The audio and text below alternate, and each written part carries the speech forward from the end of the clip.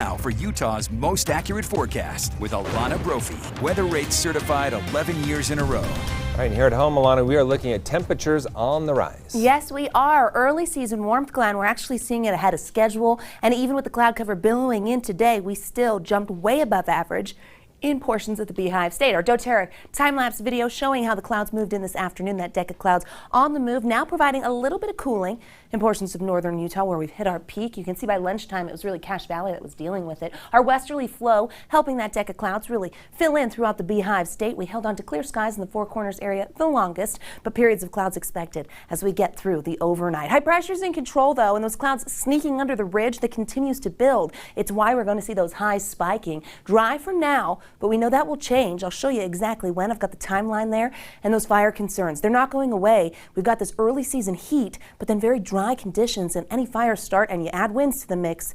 Well, those are ingredients we don't want to face, but they're all going to come together for a portion of the 7 days, so I'll show you exactly when. As we saw that cloud cover on the move, we know those clouds now starting to move into Moab. Is this the prettiest camera? Red Cliffs Lodge, and there we go. Grand County now part of it. We've watched some people come down on the Colorado River today in the rafts. Not a surprise as Moab has hit the 90s, topped out in the low 90s, and tomorrow they're going to make the run for triple digits. 97 for that high in Moab. We made it to 91 in Salt Lake. That's 10 degrees above the norm. Provo with the same number. 90s in Hanksville. Triple digits in Lake Powell. 103 in St. George.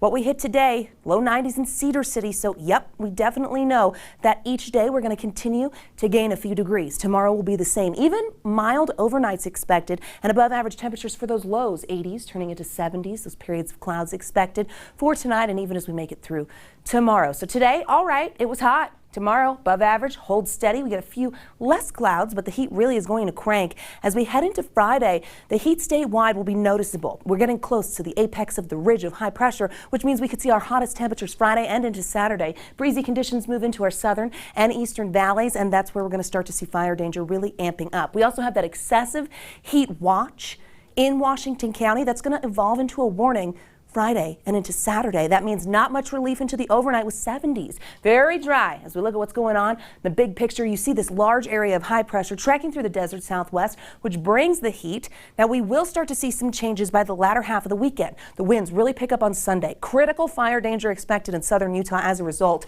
There's our next storm system. It's going to send an organized front through the Beehive State. In the morning on Monday, it's going to be in the north. By the evening, it's going to be in the south, but cooler air filters in statewide. There is also a slight chance we could see some wet weather for northern Utah, and we'd love that. It's welcome. Our critical fire danger, have to hit on it from Lake Powell all the way to Washington County.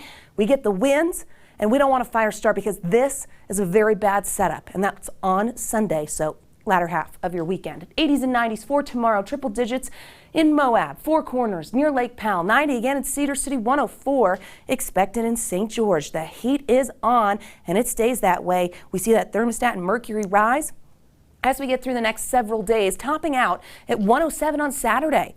Whew! Now, we're not close to records in St. George, but these are back-to-back triple-digit days, the first stretch of the season. So this little heat wave here definitely going to pack a punch. Cooler conditions by Monday with that cooler air statewide. In the north, we get close to records, not for the next couple of days, but Saturday looks like our best chance to tie or break that record of 98 as we peak and flirt with triple digits, dropping down Sunday, but really on Monday. Cooler air comes in, chance of some showers.